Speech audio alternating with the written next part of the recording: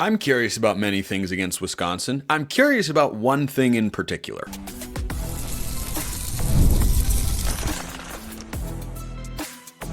You are Locked On Ducks, your daily podcast on the Oregon Ducks. Part of the Locked On Podcast Network, your team every day.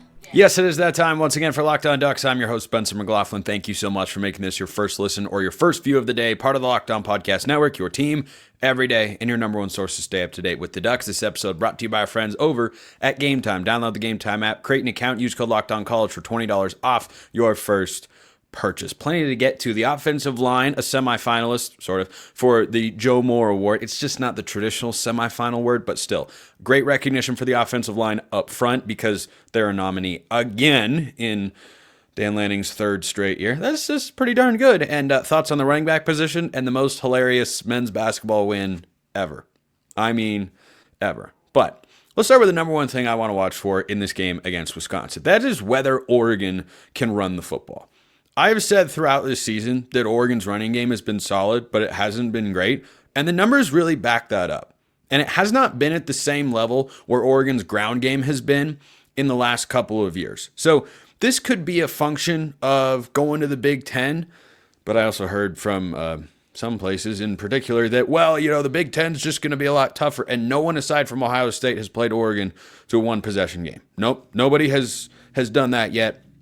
Wisconsin is as capable as any of them of doing it, but so too was Michigan, so too was Illinois, and, well, we know how those games went. Oregon won by 20 plus. But this game against Wisconsin is an opportunity for Oregon to get right in the rushing sense and get back to at least some closer semblance to what they have been on the ground in Dan Lanning's first 2 years at the helm. Because the first year that Lanning, when Lanning first came in, and you had that veteran offensive line, and you had Bucky Irving, and you had Noah Whittington as well, and Jordan James was a true freshman. All the way back then, we have come so very, very far, and much time has passed, yet not a lot of time at all. But anyway, I digress. Oregon hit the 200-yard mark 6 times in that season, in a 13-game year. They thrice were able to hit 300 yards on the ground. Now, that's an incredibly high bar. Incredibly high bar. Sure, Wisconsin allowed that against Iowa last time they played. They had a bye last week, so back on November 2nd, but they were on the road. They weren't at home. This game, of course, being played at Camp Randall. Should be a really fun environment there at night. But Oregon last year, in 14 games, also ran for 6 games in which they hit 200 yards or more on the ground. None of them actually came in the last 6 games of the season. They became a little bit more air-centric. So the reason this is the number one thing I look at in this game against Wisconsin is twofold. Reason number one, Tez Johnson is not there. And this Wisconsin team is much stronger against the pass. They have got more playmakers on the back end than they have anywhere else on the defense. They certainly have been capable, more than capable, top 10 in the country statistically against the pass. I think that overstates how good they truly are defending the air this year. You know, USC went for 300 yards, which, hey, it's USC and Miller Moss and everything, but then you watch USC in other games, and Miller Moss has since been benched for Jaden Mayava, the UNLV transfer. So that, but again, that's the one time that a team has thrown for over 300 yards, and it was on the road. It wasn't at home. But the lineup of teams they have played this year, they don't have a bunch of elite passing attacks. So I think this Wisconsin pass defense is good. I don't think it's necessarily top 10 nationally the way the numbers indicate. I think it's probably closer to top 20, which is still a really good unit and in the vein of where Oregon is at so far with their pass defense. And I think we all like how Oregon's performed on that side of the ball defending the air. So that's the first reason. But the second reason is where Wisconsin hasn't been as good. They are allowing 165 yards per game on the ground. Iowa threw for 93 passing yards. 93 yards. That's an Iowa special in the Big Ten if I've ever heard it. 93 yards they mustered a couple of weeks ago against the Badgers. They put up 42 points. 42 points. Not 32. 42. Iowa scored more points than the Ducks did against Maryland when Iowa played Wisconsin, and they were under 100 yards passing. That's bonkers. So at the very least, this is an opportunity for Oregon's ground game to really show something. Now, if Marcus Harper doesn't play, yeah, okay, you'd be dealing with a backup offensive lineman, but I thought Davey Uli and Kavika Rogers both did some nice things last time out against Maryland, and I didn't notice a huge, colossal drop-off. Oregon didn't allow a sack. They ran for just under 6 yards a carry and 180 yards total. This Wisconsin run defense has had its moments, but they have also had games where they really get gashed. Penn State went in a couple of weeks ago in a game that I actually thought Wisconsin was going to win. They had won 3 straight games. They were blowing out teams that were closer to the bottom of the Big Ten, but they looked like they were turning a corner. Penn State came in. It was a competitive game, and the Nittany Lions went for, I think, 173 yards on the ground, which is probably where Oregon ends up again in this game. But if you've got a passing attack that doesn't have Tez Johnson and look like there was some adjustment in that realm a week ago against Maryland, maybe they settle in more and have a better rhythm this week against Wisconsin. But you couple that with that being the strength of Wisconsin's defense and the rushing attack being such a weakness, I would really love to see Oregon get over 200 yards rushing in this game. Because going forward, yeah, Dillon Gabriel's really good, and the passing attack is great, and the wide receiving core, I've been singing their praises all summer, all spring, all fall, all year, because it is such an incredibly talented group, and they've delivered time and time and time again. But would I like to see Oregon capable of having the rushing attack carry them to a win? I would. And I feel like the only game where that's really happened this year was Oregon State. So I would love for this game to look that way. And Oregon ended up, I think, around a 2-touchdown favorite or so against the Beavs, went to Corvallis, and Oregon State is not as good of a football team as Wisconsin is here. But still, if the game plays out with that similar style of script, that's how I will be the most content with how Oregon plays here. Because Dillon Gabriel is really good. We know that. That's been well established. He settled into the offense. Yeah, he had his worst passing game statistically of the season last year. Not overly concerned about it. But do I want to go into every week feeling like Oregon is becoming more and more reliant on Dillon Gabriel and saying, yeah, you need to do more and more? No, I'd like for there to be a more complementary feel. I think that's when the offense is at its best. I think that's when most offenses are at their best, at least with Oregon. Certainly there are other, teams across the country like Mike Leach's teams, RIP Pirate, forever and always.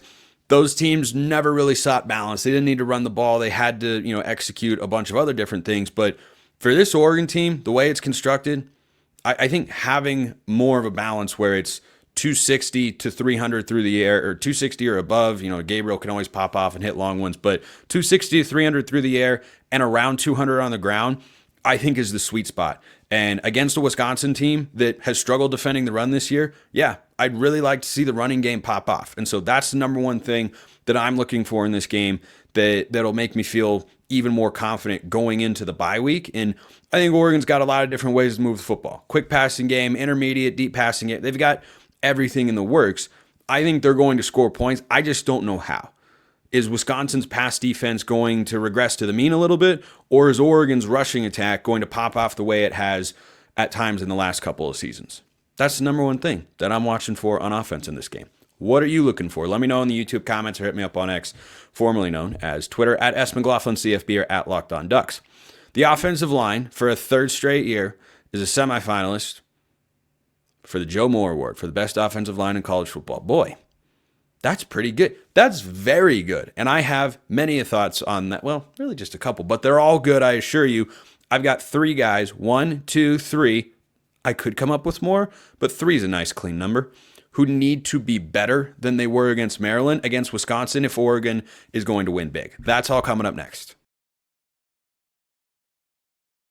Right after we talk about FanDuel. They've got the line at 14.5. Do you think Oregon rolls? My score prediction? Probably going to have them winning big. Because Oregon didn't play very well last week, but they're bound to play better this week, right? Right? And we've got another sassy Dan Lanning comment at a press conference. That's usually a good indicator of where the team's mentality is at. But if you feel good about Oregon covering, FanDuel is the place to go. The FanDuel Sportsbook app gives you everything you need to place live bets on the NFL too, all in one place. New customers can get $150 in bonus bets if you win your first $5 bet. You just go over to FanDuel.com. If you want to hedge your happiness, Wisconsin plus 14.5. If you want to ride the confident wave that you have in this Oregon team, Oregon minus 14.5. Everything is available over there. I think Oregon will win, just a matter of whether Oregon covers, which I'm going to talk about more in just a moment. FanDuel.com, that's where you go. Again, 150 in bonus bets if you win your first $5 bet. Never waste a hunch. Make every moment more with FanDuel, an official sportsbook partner of the NFL. This is becoming a regular occurrence, and this is a great thing and a big feather in Dan Lanning's cap, because through 2 different offensive line coaches now, Oregon has been nominated as a semi-finalist for the Joe Moore Award, given to the best offensive line in all of college football for a 3rd straight year.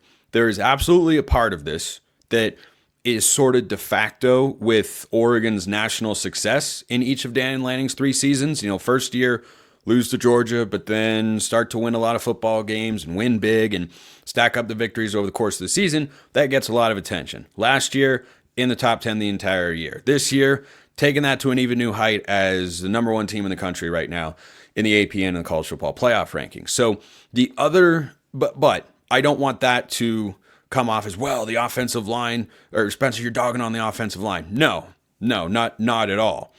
If I were to say that would I say that Oregon has the best offensive line in all of college football? I would not say that. I would not say that. Do they deserve to be in this spot? Yes, absolutely. There are not a lot of offensive lines in all of college football that can allow 0 sacks to Michigan and Ohio State. And I have discussed before, and will reiterate because it is important to note, that Dillon Gabriel is indeed responsible for that as well, but it starts with the guys up front. You got to win 1v1 matchups. You got to pass off protections well. You got to get into the right sequence, and that comes back to the quarterback too. But the other finalists are Alabama. It's just weird to hear semi-finalists when it's not, 4 teams, but that's, there are 128, 132, I think, FBS Division I college football teams. So the other finalists are Alabama, Army. That's awesome. That's just awesome. Indiana, very good. I love that Indiana's on there. Iowa, Notre Dame, Ohio State, Tennessee, Texas, and Tulane. And I'm here for the G5 inclusion for those particular teams. I don't know if they'll end up winning it and such. I wouldn't expect Oregon's offensive line to win this award at the end of the year. I think the rushing numbers are why, but the sack numbers, once again, are just so good. And Alik Terry, of course, deserves a lot of credit, because this is an offensive line that was working in a new center at the start of the year. They didn't even know who that center was going to be after Matthew Bedford got hurt. And through the first 2 weeks, remember, the people voting on this award are well aware of what happened against Boise State and Idaho. And those were, by any measure, bad performances. Oregon was barely over 100 yards rushing and allowed 7 sacks in those 2 games. Offensive line, straight up bad. Straight up bad. And for them to be in this spot is reflective of how much they have grown and improved, and that's a credit to Alik Terry. And when Adrian Clem left Oregon after the 22 season for the NFL, I'll be honest, I was a little worried. Was it 22, 23? I don't know. Everything all blends together and whatnot. But I was worried, because I thought Adrian Clem was really good. He recruited at a high level. The production was so good. He took a veteran offensive line and made them even better than they were in the 2021 season, when they were mostly pretty good. And I was just really impressed. And so they hire Alik Terry, young up-and-coming guy. Guy's a stud. I mean, he should probably get a raise this offseason. He should probably get a raise. Anytime you have a finalist for the best unit in the country, or a player who's a finalist for the best at his position, if Tez Johnson were to be a finalist for the Biletnikoff, given the best wide receiver in college football, yeah, you'd probably look at Junior Adams and say, he should probably get a raise. Should probably get a raise. Make sure he sticks around in Eugene. Same thing for any running backs coach, which is, of course, Rashad Samples now, if Jordan James were to be a finalist for the Doak Walker. Like, that comes back to the position coach. Yes, head coach deserves credit too, but ultimately you want to go to the position coach there, and I think Alik Terry just deserves a huge, huge shout out. I mean, all the reshuffling that he's had to do, and the complaints that Oregon fans have rightfully had at times this year about the offensive line play, and yet they're still in this position.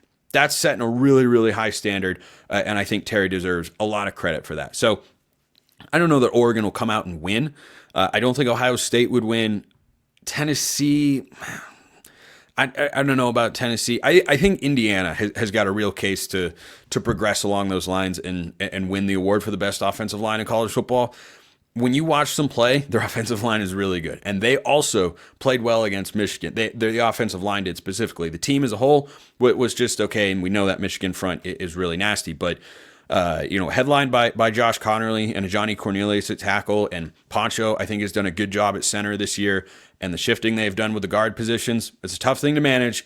And Malik Terry has just done one heck of a coaching job. And this is why recruiting matters. This is why depth matters. Sometimes you'll hear a remark out there about, well, it's just all about transfers. You just go you just do this or whatnot. Left or right along the offensive line. That is a high school recruit, one-time transfer, but second-year player. High school recruit when Marcus Harper is healthy in there, and a transfer. Transfer portal supplements things. The core, the depth. Guys like Davey Uli or Kavika Rogers, both high school guys that Oregon recruited. Got to have that depth, especially along the O-line. So I love seeing him get that sort of recognition. All right, I want to get into this. Later I'll talk about running backs and then the basketball fiasco from last night. Oh, man, that was fun. That was really, really fun. Only because Oregon won, of course, and then Dana Altman delivered a dynamite Dana quote. But 3 guys who I think need to play better for Oregon to get a big win. And my everydayers out there have heard this throughout the course of the season, that when I go over keys to the game, as I will on tomorrow's show, it's generally in the context of in order for Oregon to get a big win. That's how I look at this Wisconsin game as well. If Oregon goes out and does a handful of things better than they did against Maryland, yeah, they're going to win the game by more than 2 touchdowns. They could win it by 3. They could win it by 4. Iowa, who's average, not bad, but not great. They're an average team in the Big Ten. Housed Wisconsin. No reason Oregon can't do that. Also no reason Wisconsin can't push Oregon for 4 quarters if they play the way they did against Maryland, because this is a better team than that. But 3 guys I wanted to look at and say, was not overly impressed at times or with certain sequences of how they played against Maryland. And if they improve their performance, I think Oregon is going to be much better off. Certainly, everyone can always play better. Coach will tell you that. But these are the guys who stood out the most to me. First, Dillon Gabriel was not sharp in the early going. I know T-Ferg had a drop, and Terrence Ferguson is on this list as well. I know he had the touchdown, and he had a 3rd down conversion earlier on that touchdown drive. But T-Ferg had a drop, but then there was another time they tried to link up, and Gabriel was throwing Josh Allen-style fastballs over the middle, and you're like, whoa, I know you can rev it up to 96 there, DG, but every now and then you got to throw it at 89.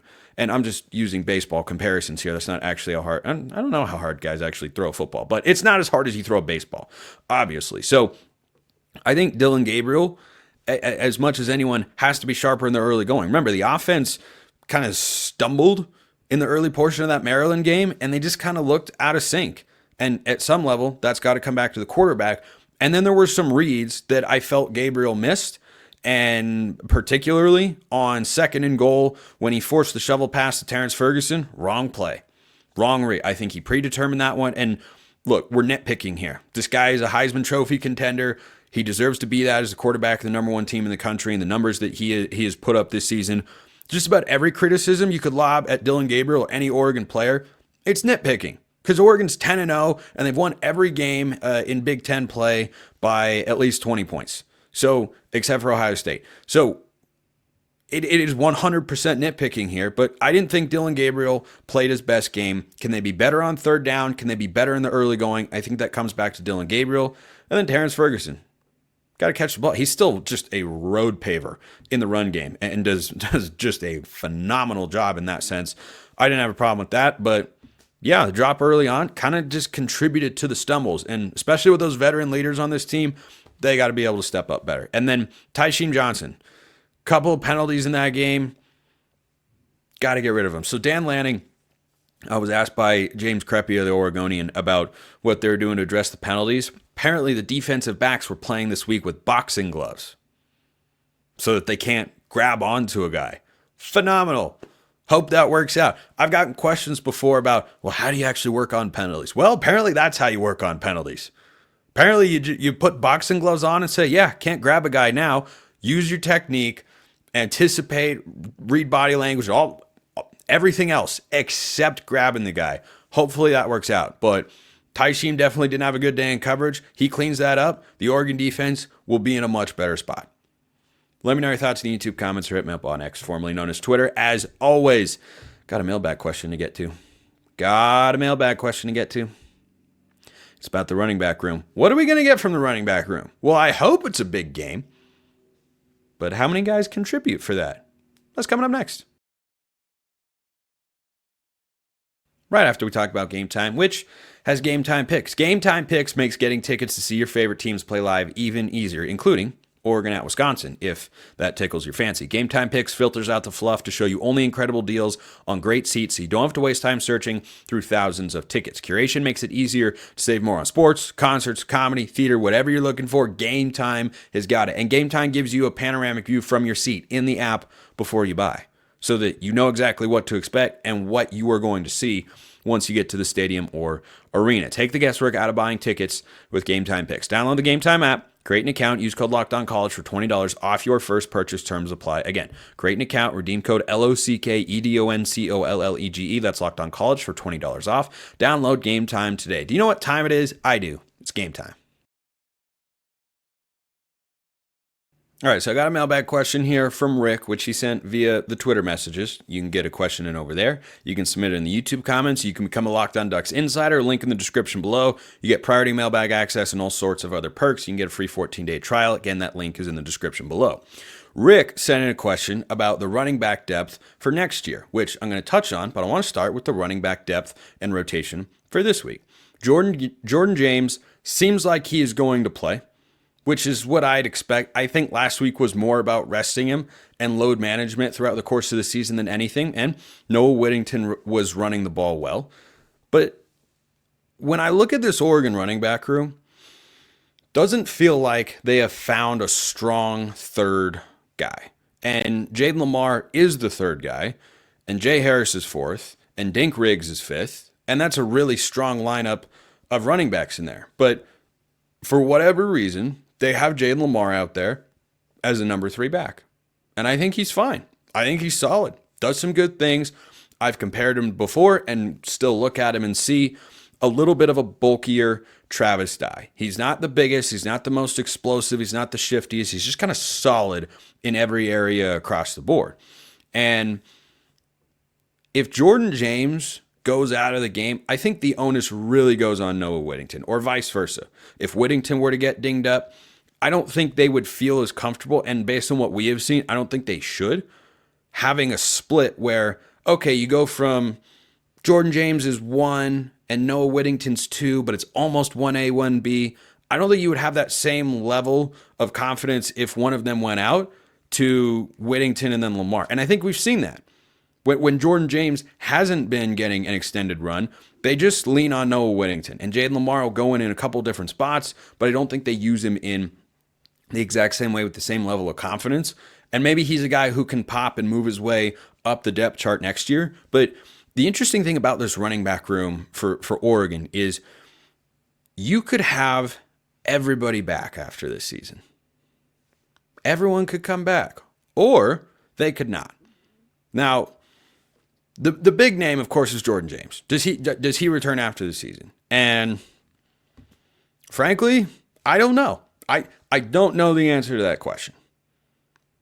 He's number 1 running back, clearly and decisively, at one of the best programs in all of college football. Some guys really like that.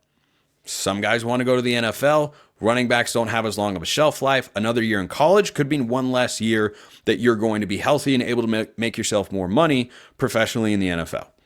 That's going to be a consideration that Jordan James has to make. I think James can absolutely find his way onto an NFL roster. I don't know if he's a number 1 guy per se, but there's no way that he can't get his way onto a roster and carve out some sort of role for an NFL team, especially with the way he works in pass protection. I mean, coaches love that sort of stuff, especially defensive coaches that want to run like Jim Harbaugh I think Jim Harbaugh would love Jordan James. Pair him up with Justin Herbert, that'd be pretty darn good. But for next year, until I know that particular information, I can't say with a whole lot of confidence what the running back room looks like. Because in limited action, I'm impressed with Jay Harris. But he's number 4, clearly, for some reason. Maybe they're redshirting him and they're going to unleash him on the world next year. Maybe. But generally, if a guy's that far down the depth chart, when what we see says he should be higher, like, just ask yourself, who have you been more impressed with when you watch him on the field? Jayden Lamar or Jay Harris? For me, it's Jay Harris. But why isn't he playing? Either there's a redshirt component and they're going to have him be a feature back for the next 2 seasons instead of just 1 season, or there are other factors to consider and they know something that we don't. We'll just have to wait and see. We'll have to wait and see. But the good news is no matter what happens, whether James goes to the NFL or Whittington or someone transfers out or whatever happens, got a lot of depth at this position. I mean, a lot of depth. A lot of depth at this position. Dink Riggs, boy, did he look good against Illinois. Jay Harris ran the ball really well against Purdue. And I'd get the sense that between Noah Whittington and Jordan James, I would suspect that at least one of them comes back. Can I see one going to the NFL? Yep, absolutely. Do I think it's a lock that they both go? No. I think you'll have at least one of those guys back after the season. But as this year progresses and they try to kind of manage Jordan James, I'm curious to see. Maybe Jayden Lamar shows a little bit more growth. I think he's been solid, but he hasn't been incredibly dynamic to where I'd say, well, he's got to be the number one guy in the running back room next year if Whittington and James both go to the NFL. Like, no, if they both go to the NFL, I think you go and try and find a transfer at the running back position. But I want to close out with... Oh, man. So Oregon men's basketball beat Portland 80-70. They were favored by 26.5 points. Now, if I just told you that at a glance, you'd say, didn't play very well. Oh, well, got the win. Well, if you didn't watch the game, allow me to explain that Oregon should have lost. This should have been, but it wasn't, and that is what matters most. The committee in March, when addressing at-large resumes, will not look and say, oh, they only won by 10 in overtime against Port. No one's going to remember. It is record. It is win-loss, even more so than in football. Way more so in football, as a matter of fact. You just got to win the game. And so Oregon should have lost this game. They could not shoot a 3. They finished 7 of 31, and Keyshawn Bartholomew caught fire at the end of the game. But this was the Bam Tracy game. This was Bam Tracy's best game as an Oregon Duck. If he had not returned to Oregon this year, I don't think the Ducks win that basketball game. He was the best player on the floor. He had 19 points. He did it off the bench, 8 of 11 shooting. He got to the basket, and this was the frustrating thing. And Dana Altman's quote after the game was... along the lines of, well, I'm so happy we won. Otherwise, I'd be unbelievably miserable. Instead, I'm just miserable. Like, Oregon played a bad game against a team and a program that is not any good. Portland is not any. Oregon was favored by 26.5 for a reason. It should not have been close, and yet it was, because Oregon couldn't hit threes, and it's not like they were taking bad looks, but they just kept shooting them thinking, well, they'll go down. They'll go down. They were able to score inside at will in the second half, and they kept shooting threes. And Portland banked in a couple threes. Portland got a couple of foul calls that they shouldn't have, but Oregon just fought, scrapped, clawed, got 2 missed free throws, and then Shellstad airballed the game-tying shot on a look he usually makes. It was the worst game I've ever seen Jackson Shellstad play. He was 5 of 19 from the floor. He was getting good shots. He just couldn't hit it. That's the way it goes sometimes. But thank goodness for Bam Tracy, who tied the game late with the layup, was Oregon's best player, was making an impact at the defensive end. He was doing everything. The encouraging thing is that Oregon won the game, because we've seen Dana Altman's slow starts in November and December result in losses, and then they figured out during conference play and in the lead up to March. Well, if you keep winning these sorts of games, that makes it a lot easier to get your way into the tournament. But it was a wild, crazy game. I thought at about the 9-minute mark of the second half, when Oregon was down double digits at home, they're going to lose the game. I was fully convinced, this is just not their night. Once Portland started banking in threes, which they did twice in the second half, I thought, Oregon can't make an open look from 3, and they're banking them in. This is just Portland's day. Good for them. It's a historic upset. Instead, Oregon wins. They go to overtime, and they outscore the Pilots 13-3. They put their foot down and said, no, you're not doing this. This isn't happening. But it was not pretty. It was not pretty, but it's a win, and that's what matters most. Both Oregon basketball teams undefeated to start the year. You love to see it. Appreciate everyone listening. I will see you next time. Have a wonderful rest of your day, and go Ducks.